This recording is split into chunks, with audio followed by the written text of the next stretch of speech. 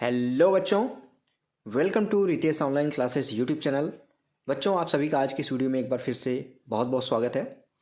आज की इस वीडियो में मैं आप लोगों को पढ़ाऊंगा यहाँ पे कक्षा 6 के एनसीईआरटी की जो बुक है आपकी विज्ञान की, उसका अध्याय 4 जिसका नाम है वस्तुओं के समूह बनाना। वैसे अगर नए एनसीईआरटी की बुक है आप लोगों को के पास तो हो सकता है वहाँ पे दूसरा अध्याय ये है हो वस्तुओं के समूह बनाना, क्योंकि नई बुक में कुछ चैप्टर आगे पीछे कर दिए गए हैं। तो पुरानी बुक में आपका अध्याय 4 है, नई बुक में आपको अध्याय 2 में देखने को मिलेगा ये चैप्टर। तो अगर आप लोगों को देखने के बाद ये चैप्टर कंप्लीट देखिएगा, 15-20 मिनट की जो भी वीडियो होगी, अगर आप लोगों को समझ में आता है ये चैप्टर तो लाइक ज़रूर करिएगा वीडियो को, चैनल को सब्सक्राइब कर लीजिए। वीडियो के नीचे सब्सक्राइब बटन होगा, उस पर क्लिक करके सब्सक्राइब जैसे करेंगे, एक बेल आइकन है उसको दबा के नोटिफिकेशन ऑन कर लीजिएगा, जिससे मैं आपको यहाँ पे जो भी क्लासेस, यहाँ पे सभी क्लासेस आपको क्लास 6 में है, आप क्लास 7 में जाएंगे, क्लास 8 में जाएंगे, क्लास 12 तक की क्लासेस क्लास 6 से लेकर एनसीईआरटी की आपको बिल्कुल फ्री में सभी विषयों की यहाँ पे प्रोवाइड की जाएगी। तो चैनल को सब्सक्राइब कर लीजिए, साथ ही साथ इस वीडियो को अगर अच्छी लगे, आप लोगों को लाभ मिले तो ज़रूर लाइक करिएगा। चलिए स्टार्ट करते हैं आज का हमारा चैप्टर वस्तुओं के समूह बनाना। मैं जैसा हर वीडियो में आप लोगों को पढ़ाता हूँ, लाइन बाय लाइन पढ़ूंगा, एक भी लाइन नहीं छोड़ूंगा। उस लाइन में आपको जो भी इंपॉर्टेंट पॉइंट बनता है, जो भी शब्द का अर्थ बताना होता है, वो सारी चीज़ें मैं यहाँ पे बताता चलूँगा। हमारे चारों ओर की वस्तुएं, हमने देखा है कि हमारे भोजन तथा वस्त्रों में बहुत अधिक विविधता है। जो हम भोजन करते हैं, जो हम कपड़े पहनते हैं, उसमें बहुत प्रकार के यहाँ पे भिन्नताएँ होती हैं। हर स्थान पर किसी प्रकार की विविधता वाली अनेक वस्तुएं होती हैं। जैसे ऐसा नहीं है कि किसी स्थान पे अगर हम मछली चावल का भोजन कर रहे हैं तो उस स्थान पे सिर्फ मछली चावल ही खाएंगे, वहाँ पे भी उस स्थान पे भी कई प्रकार के भोजनों की विविधता होगी। हर प्रकार की विविधता आपको हर जगहों पे देखने को मिल जाएगी। हम अपने चारों ओर कुर्सियाँ, बैलगाड़ियाँ, साइकिलें, खाना पकाने के बर्तन, पुस्तकें, वस्त्र, खिलौने, जल, पत्थर तथा अन्य बहुत सी वस्तुएं देखते हैं। इन सभी वस्तुओं की आकृतियाँ यानी कि जो उनकी बनावट होती है, रंग यानी जिस रंग का है वो, तथा गुण भिन्न भिन्न होते हैं।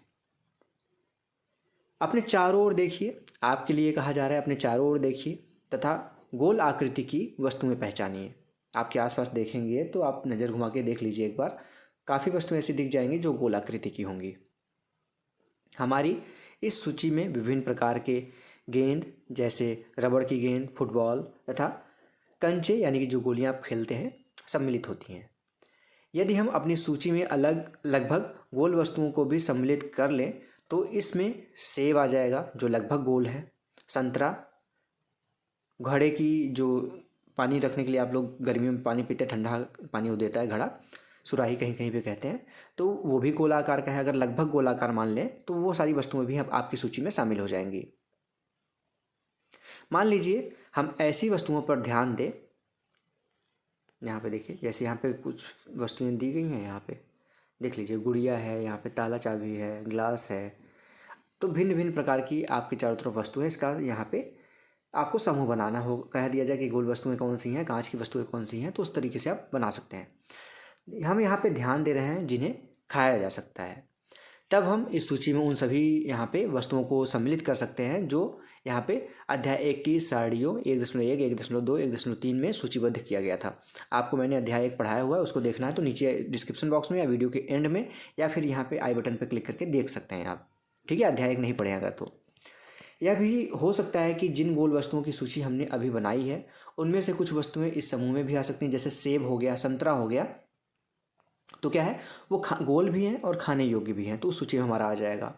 मान लीजिए हम प्लास्टिक की बनी वस्तुओं का एक समूह बनाना चाहते हैं, जैसे बाल्टियाँ हो गई, लंच बॉक्स, खिलौने, जल पात्र जिसमें पानी रखते हैं, पाइप तथा इसी प्रकार की बहुत सी वस्तुओं को इस समूह में स्थान मिल सकता है। अतः वस्तुओं के समूह बनाने के बहुत से ढंग हैं। उपयुक्त उदाहरण में हमने वस्तुओं को समूह में उनकी आकृतियों तथा जिस पदार्थ से वे बने हैं उनके आधार पर यहाँ पे बांटा है। यानी कि जिस पदार्थ से वो बने, जैसे प्लास्टिक का बना है, लोहे का बना है, जिस शीशे का बना है, या फिर उनकी आकृति का क्या है, गोलाकार है, चौड़ा है, स्क्वायर है, वर्ग है आपका, तो इस तरीके से आप कई तरीके से यहाँ पे बांट सकते हैं। हमारे चारों ओर की वस्तुएं एक अथवा एक से अधिक पदार्थों से बनी होती हैं। ये पदार्थ जैसे कांच हो गया, धातुएं हैं जिसमें आपका लोहा, टिन, पीतल, तांबा, सोना, चांदी, कई चीज़ आ सकता है धातुओं में। प्लास्टिक हो गया, लकड़ी हो गया, रुई, कागज, पंख, तथा मृदा हो सकते हैं। क्या आप पदार्थों के और अधिक उदाहरणों के विषय में विचार कर सकते हैं? अब यहाँ पे क्रियाकलाप 1 देखिए। आइए अब हम अपने चारों ओर से जितनी संभव हो सके उतनी वस्तुएं एकत्रित करते हैं। हम में से प्रत्येक अपने घर के प्रतिदिन उपयोग होने वाली एक वस्तु ला सकता है तथा कुछ वस्तुएं कक्षा में के कमरे से अथवा विद्यालय के बाहर से एकत्र कर सकता है। हमारे इस संग्रह में हमारे पास क्या होगा? जैसे चौक कक्षा में आपकी यूज होती है, पेंसिल हो गया, नोटबुक हो गया, रबड़ हो गया, डस्टर हो गया, इसको हिंदी में झाड़न कहते हैं, हथौड़ा हो गया, कील ला सकते हैं आप घर से, साबुन ला सकते हैं, पहिए का आरा ला सकते हैं। ठीक है, तो ये सारी वस्तुएं आपको अपने विद्यालय से, विद्यालय के आसपास से, विद्यालय के अंदर से, कक्षा रूम के क्लास के अंदर से, या फिर आप घर से उसमें से कुछ वस्तुएं ला सकते हैं। बैट बल्ला हो गया, माचिस की डिब्बी हो गई, नमक एवं आलू हो गया। हम वस्तुओं की एक ऐसी सूची भी बना सकते हैं जिनके बारे में हम केवल सोच ही सकते हैं, कक्षा के कमरे में लाई नहीं जा सकती। उदाहरण के लिए जैसे दीवार हो गया, पेड़ हो गए, वृक्ष जिसको कहते हैं, बड़े बड़े दरवाजे, ट्रैक्टर, सड़कें, ये सारी चीज़ें हम सोच सकते हैं इन वस्तुओं के बारे में, लेकिन उनको क्या उखाड़ के ले आएंगे सड़क से? पेड़ को नहीं ला सकते ना, तो उनको बस सोच सकते हैं आप। इस संग्रह से उन सभी वस्तुओं को पृथक कीजिए, यानी कि अलग कीजिए, जो कागज अथवा लकड़ी से बनी है। इस प्रकार आप सभी वस्तुओं को 2 समूहों में बांट सकते हैं। इनमें एक समूह की सभी वस्तुएं कागज अथवा लकड़ी से बनी हो सकती हैं, दूसरी वस्तुएं क्या होंगी? जो इन पदार्थों से नहीं बनी होंगी। इस प्रकार हम खाना पकाने के उपयोग में होने वाली वस्तुओं को पृथक कर सकते हैं। आइए अब हम कुछ अधिक योजनाबद्ध यहाँ पे होते हैं, यानी कि और अच्छे तरीके से हम उसको डिवाइड करते हैं। एकत्र की गई सभी वस्तुओं की 4.5 में सूची बनाइए। प्रत्येक वस्तु जिन जिन पदार्थों से बनी है उनको पहचानने के लिए यहाँ पे प्रयास कीजिए। इतनी लंबी सारणी बनाना जिसमें जितनी वस्तुएं संभव हैं उन सभी के बारे में यहाँ पे सूचना एकत्र करके लिखना एवं कौतुक हो सकता है, एक कौतुक हो सकता है।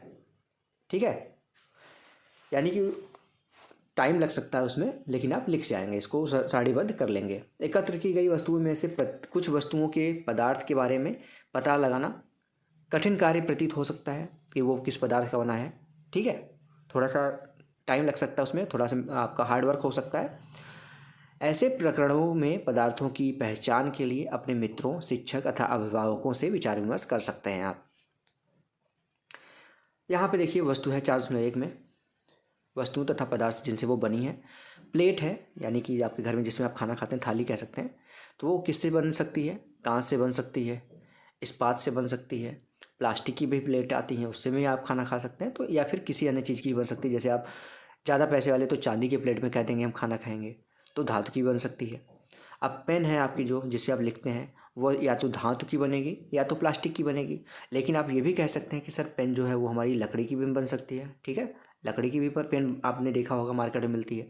तो ऐसा नहीं है कि जो पदार्थ यहाँ पे लिखे हैं उसी पदार्थ से वो वस्तु बनती है। इसके अलावा भी आजकल कुछ ऐसे पदार्थ हैं जिनसे वो वस्तुएं बनाई जाती हैं। यहाँ पे देखिए, बूझो यह जानना चाहता है कि क्या हमने यह पता लगाया है कि कुछ पदार्थों का उपयोग एक से अधिक प्रकार की वस्तुओं को बनाने में किया जाता है। तो जाहिर सी बात है कि हाँ, यहाँ पे बूझो जो है वो सही जानना चाहता है। ज़रूरी नहीं कि प्लास्टिक सिर्फ आपका मग बनाने में, बाल्टी बनाने में ही यूज होता है। प्लास्टिक की प्लेटें आती हैं जिसमें आप खाना खाते हैं, प्लास्टिक की पेन आती है जिससे आप लिखते हैं, प्लास्टिक की चारपाई कुर्सी आती है जिस पर आप बैठते हैं। तो कई ऐसी चीज़ें हैं जो एक ही पदार्थ से अलग अलग चीज़ें बनाई जाती हैं। 4.2 में कुछ सामान्य पदार्थों की सूची दी गई है। इसके अतिरिक्त अपनी जानकारी के और अधिक पदार्थ आप इस साड़ी में जोड़ सकते हैं।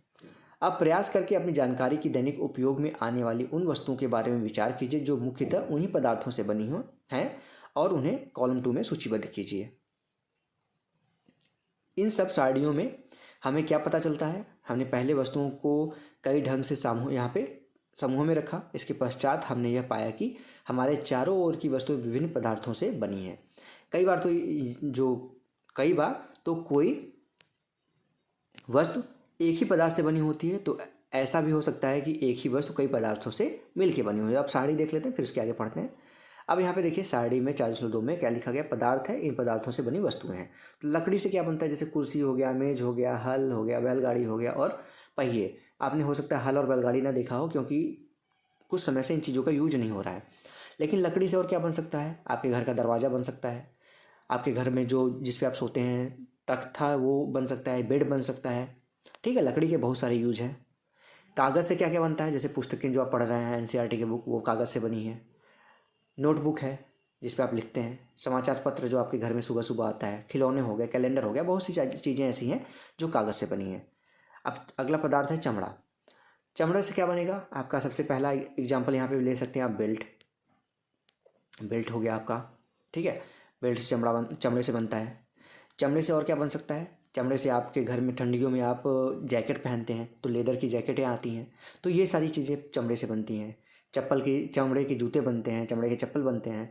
प्लास्टिक से क्या बनता है, प्लास्टिक के तो अनेकों चीज़ आप घर में यूज करते होंगे, जिसमें आप खाना देखेंगे किचन में सामान रखने वाला जो बॉक्स आता है वो प्लास्टिक का बनता है।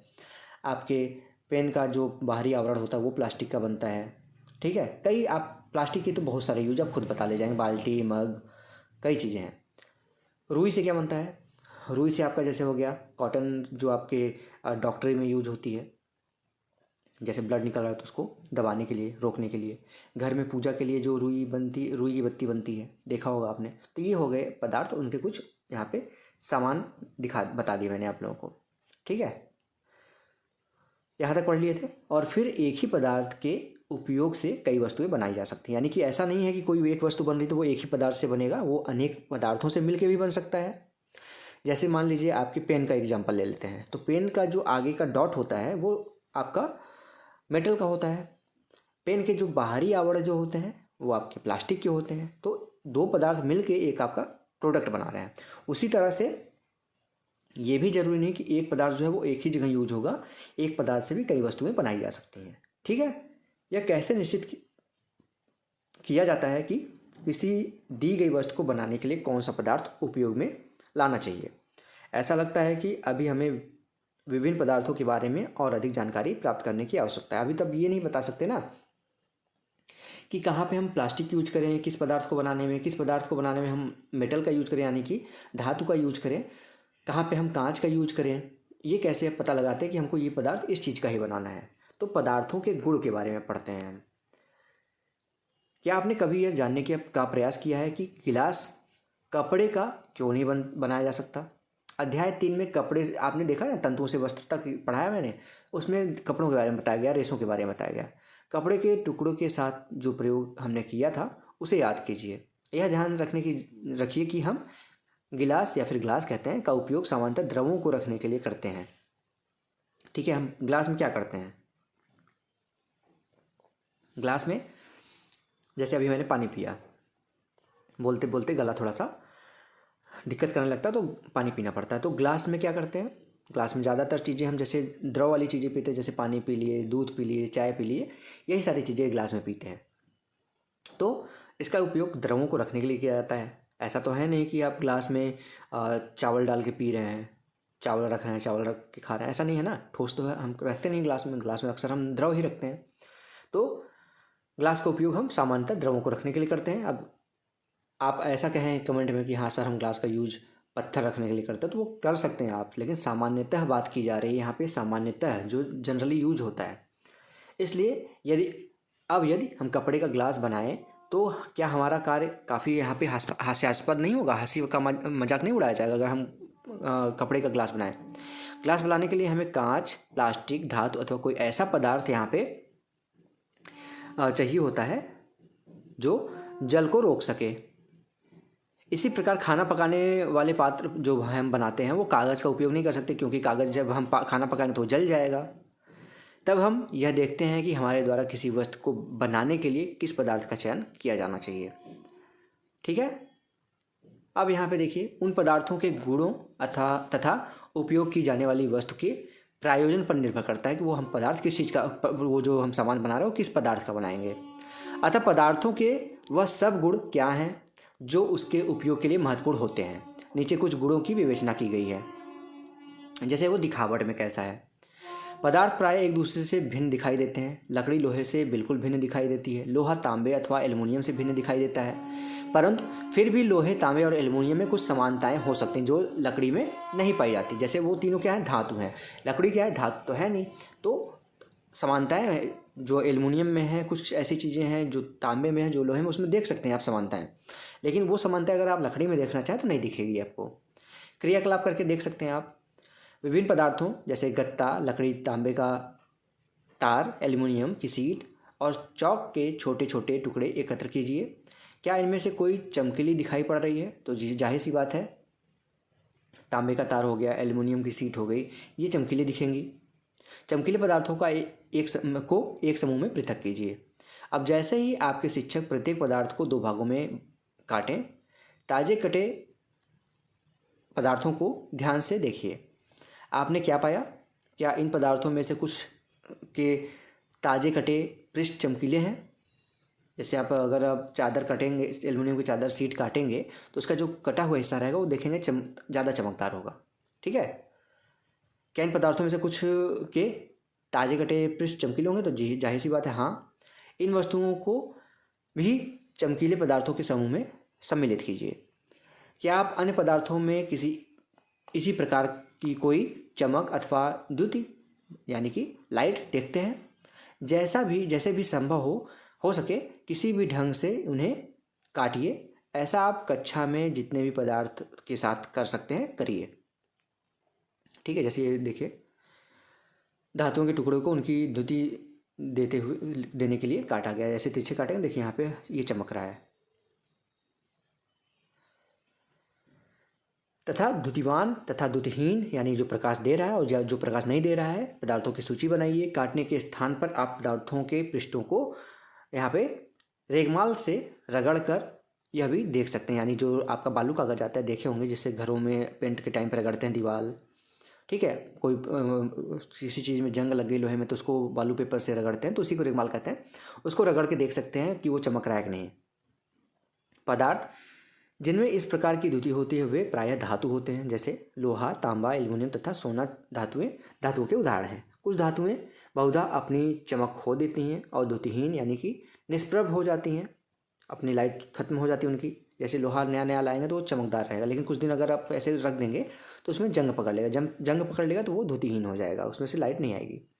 ऐसा उन पर वायु तथा नमी की अभिक्रियाओं के कारण होता है।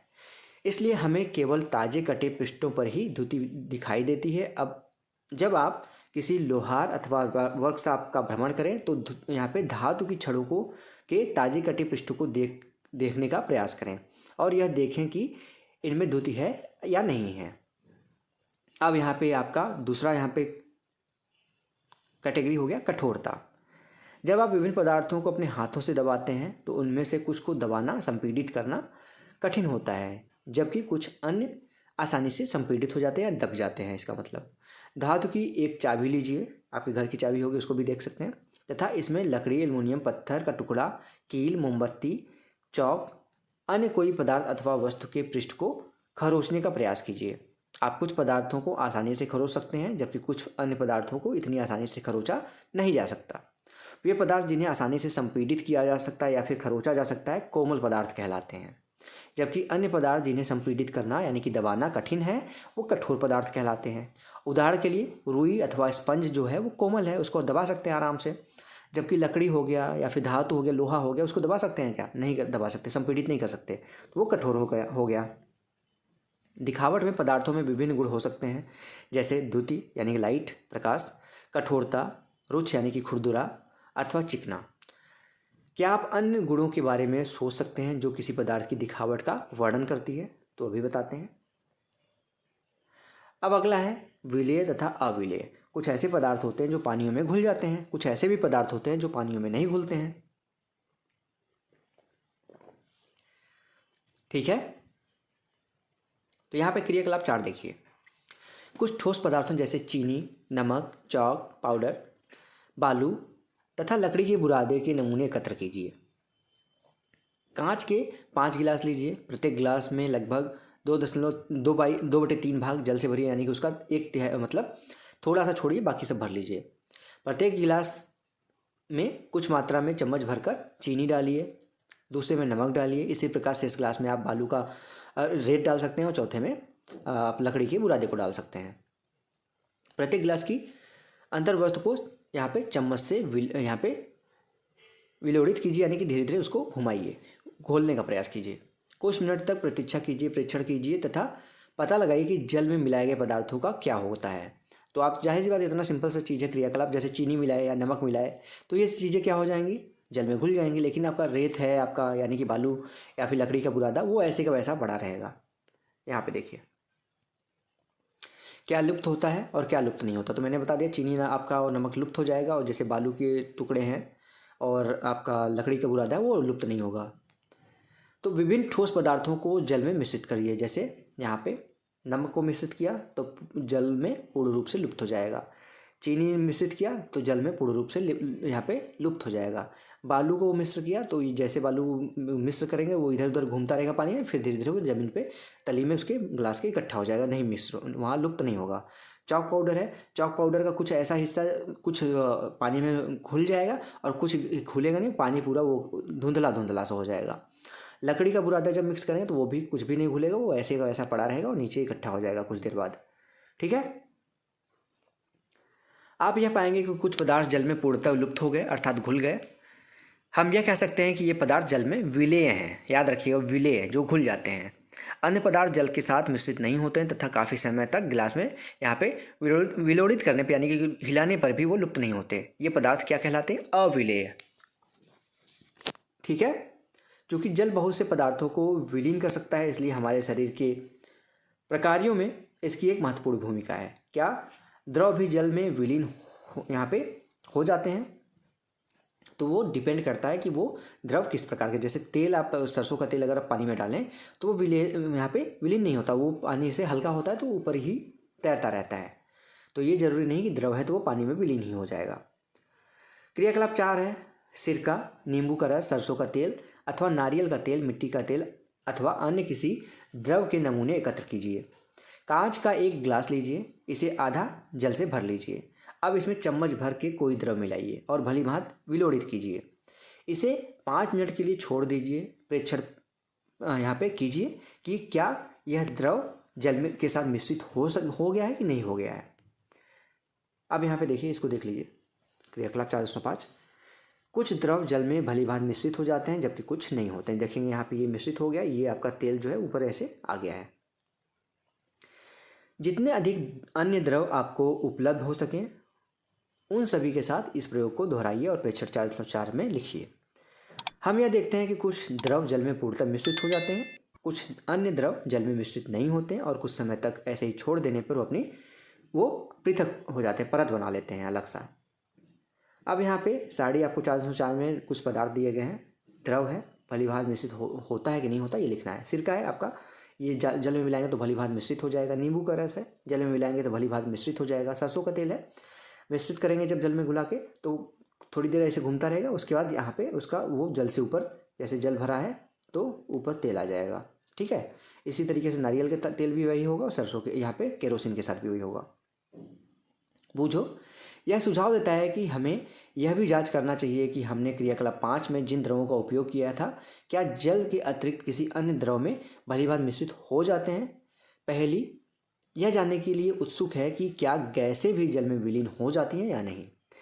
तो यहाँ पे बताया गया है कुछ गैसें जल में विलेय हैं, जैसे आपका ऑक्सीजन है तो जल में विलेय है, तभी तो पानी बन रहा है वो। कुछ गैसें जल में विलेय हैं जबकि अन्य नहीं है। सामान्यतः जल में कुछ गैसें थोड़ी मात्रा में विलीन होती हैं। उदाहरण के लिए जल में विलीन ऑक्सीजन गैस जल में रहने वाले जंतुओं एवं पादपों की यहाँ पे उत्तरजीविका के लिए अत्यंत, जैसे मछली रहती है तो क्या करती है, वो ऑक्सीजन लेती है, पानी के अंदर रहते हैं। तो पानी में अगर जल यहाँ पे आपका ऑक्सीजन मिश्रित नहीं होता तो मछलियाँ तो मर जाती, क्योंकि उनको ऑक्सीजन कहाँ से मिलता, उनके गलफड़े के द्वारा लेती है ना ऑक्सीजन पानी के अंदर ही। तो ऐसा तो नहीं वो मछलियों को जब पानी हवा ऑक्सीजन लेनी होती है तो वो जल के बाहर आ जाती हैं, बैठ जाती है ऑक्सीजन लेके, फिर पानी में चली जाती है। ऐसा तो नहीं होता, वो जल में तैरते तैरते ही ऑक्सीजन ले लेती हैं। तो जाहिर सी बात है कि जल में ऑक्सीजन होता है और वो ऑक्सीजन अगर यहाँ पे वायु जो है वो मिश्रित नहीं होती जल में तो वो पॉसिबल ही नहीं था। यानी कि कुछ ऐसी जो गैसें हैं जो जल में मिश्रित होती हैं। ठीक है, जल में रहने वाले जंतु इसका यूज करते हैं। वस्तुएं जल में तैर अथवा डूब सकती हैं, कि कुछ वस्तुएं होती हैं देखेंगे आप वो जल में तैरती रहती हैं, कुछ वस्तुएं होती हैं जो जल में डालते हैं वो डूब जाती हैं। तो क्यों ऐसा होता है। क्रियाकलाप 4 करते समय आपने यह ध्यान दिया होगा कि जल में अविलेय ठोस जल से पृथक हो जाते हैं, यानी अलग हो जाते हैं। क्रियाकलाप 5 में भी आपने कुछ द्रवों के साथ ऐसा ही देखा होगा। इनमें से कुछ पदार्थ जो जल में मिश्रित नहीं हो पाते वे जल के पृष्ठ पर इकट्ठा हो जाते हैं। जैसे देखिए यहाँ पे जल में डूबती और तैरती सब्जियां, जैसे लोहा वोहा देखिए यहाँ पे आपकी चाबी है वो सब नीचे चली गई, कुछ सब्जियां हैं कुछ चीज़ें हैं वो तैरती ही रह गई। अब थोड़ा जूम कर लेता हूँ जिससे आपको पढ़ने में आसानी हो। अन्य डूबकर गिलास के तले में पहुंच जाते हैं। क्या यह सही नहीं है? हम ऐसे बहुत से उदाहरण देखते हैं जिनमें पदार्थ जल में तैरते रहते हैं अथवा डूब जाते हैं। किसी तालाब की सतह पर गिरी पत्तियाँ व कंकड़ जो आप इसी तालाब में फेंक देते हैं, शहद की कुछ बूंदें जिसे आप गिलास में के जल में डालते हैं, इन सब का क्या होता है? बूझो यह चाहता है कि आप उसे जल में तैरने वाले तथा जल में डूबने वाले पदार्थों के 5 उदाहरण दें। अन्य द्रवों जैसे तेल में यही पदार्थ क्या करेगा, तैरे या डूबेगा? इसे देखने के लिए आप किस प्रकार परीक्षण करेंगे? तो यहाँ पे देखिए परिदर्शिता यहाँ पे है। आपने लुका छिपी का खेल खेला होगा, छुपन छुपाई जिसको कहते हैं कहीं कहीं पे। उन स्थानों के बारे में विचार कीजिए जहां आप खेलते समय छिपना चाहेंगे ताकि आप दूसरों से को दिखाई ना दें। आपने इन स्थानों को ही क्यों चुना? क्या आपने कभी शीशे की खिड़की के पीछे छिपने का प्रयास किया? स्पष्ट रूप है नहीं, क्योंकि शीशे से आप दिख जाएंगे, क्योंकि ऐसा करने पे आपका मित्र शीशे में से देखकर आपको देख लेगा, पता लगा लेगा। उन पदार्थों अथवा सामग्रियों जिनसे होकर वस्तुओं को देखा जा सकता है उन्हें क्या कहते हैं? पारदर्शी। कांच हो गया, जल, वायु तथा कुछ प्लास्टिक पारदर्शी पदार्थों से के उदाहरण हैं। प्रायः दुकानदार बिस्कुट, मिठाइयाँ तथा अन्य खाद्य पदार्थों को कांच अथवा प्लास्टिक के पारदर्शी यहाँ पे पात्रों में रखता है, क्योंकि उसको जब आप देखेंगे नहीं तो उसको खरीदेंगे कैसे, इसलिए कांच के शीशे के जार में रखता है जिससे आप देखें और उसकी तरफ आकर्षित हों। ठीक है, जैसे देखिए यहाँ पे इसमें दिख रहा है, एकदम नहीं दिख रहा है, इसमें हल्का हल्का दिख रहा है, इसमें पूरा दिख रहा है उसका चेहरा। मुखावरण अपारदर्शी, पारदर्शी और पारभासी, जो हल्का दिखता है, ताकि खरीदार इन चीज़ों को आसानी से देख सके। ठीक है, देखेंगे अक्सर टॉफ़ियाँ, मिठाइयाँ, ये सारी चीज़ें शीशे के उसमें रखी जाती हैं। इसके विपरीत कुछ ऐसे पदार्थ भी हैं जिनसे होकर आप वस्तुओं को नहीं देख सकते। इन पदार्थों को क्या कहते हैं? अपारदर्शी। आप यह नहीं बता सकते कि बंद लकड़ी के बॉक्स, गत्ते के डिब्बे अथवा धातु के पात्र के भीतर क्या रखा गया है। लकड़ी, गत्ता अथवा धातु में अपारदर्शी पदार्थ के उदाहरण हैं। क्या अब हम यह समझते हैं कि हम बिना किसी यहाँ पे भ्रांति के सभी पदार्थों एवं वस्तुओं को पारदर्शी अथवा अपारदर्शी के समूह में बना सकते हैं? क्रियाकलाप देखिए, फिर बताइए। कागज की एक शीट लीजिए और इससे होकर किसी प्रदीप्त बल को देखिए। इस संबंध में आप अपने प्रेक्षण नोट कीजिए। अब कागज की शीट के बीच में 2 से 3 बूंद खाने का तेल या मक्खन डालकर इसे फैलाइए। कागज के उस भाग से जहाँ तेल फैला है प्रदीप्त बल को दोबारा ध्यान से देखिए। अब आप क्या देखते हैं? क्या आप यहाँ पे पाते हैं कि अब बल्ब हमें पहले की अपेक्षा अधिक स्पष्ट दिखाई दे रहा है? परंतु क्या आप इस चिकने कागज से होकर प्रत्येक वस्तु को पूर्णतः स्पष्ट देख सकते हैं? कदाचित नहीं। यानी कि जाहिर सी बात है कि हम कागज़ के जो उस पर तेल लगा के हम देखना चाहें तो बल्ब तो देख सकते हैं, क्योंकि बल्ब में रोशनी है तो हम हमारे ऊपर क्रॉस वो पारदर्शी हो जा रही है थोड़ी। लेकिन कुछ ऐसे पदार्थ हैं जिसमें प्रकाश नहीं है, तो आप कोई भी चीज़ ले लीजिए, कागज़ का ही वो ले लीजिए, आप उस पर तेल लगा लीजिए, फिर भी आप वो पदार्थ नहीं देख सकते। ऐसे पदार्थों जिनसे होकर वस्तुओं को देख तो सकते हैं परंतु बहुत स्पष्ट नहीं देख सकते, उन्हें क्या कहते हैं? पारभासी कहते हैं। कागज़ पर लगे उस तैली धब्बे को याद कीजिए जिसका उपयोग हमने खाद्य पदार्थों का वसा के रूप में परीक्षण करने के लिए किया था, वह भी पारभासी होता है। क्या आप पारभासी पदार्थों के कुछ और उदाहरणों पर सोच विचार कर सकते हैं?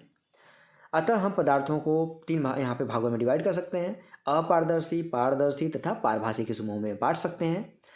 पहली, किसी अंधेरे वाले स्थान पर टॉर्च के कांच को हथेली से ढकने का सुझाव देती है। टॉर्च का स्विच ऑन करके हथेली की दूसरी ओर का परीक्षण कीजिए। वह यह जानना चाहती है कि क्या आपकी हथेली अपारदर्शी है, पारदर्शी है अथवा पारभासी है। तो जनरल सी बात है, सबने किया होगा ये घर में। जब आप टॉर्च जला के उसके ऊपर हाथ रखेंगे तो उसके पार प्रकाश तो दिखेगा हल्का हल्का, लेकिन वो लाल लाल से आपके हाथ का अंदर का ब्लड दिखेगा। ठीक है, हल्का हल्का। आगे देखते हैं।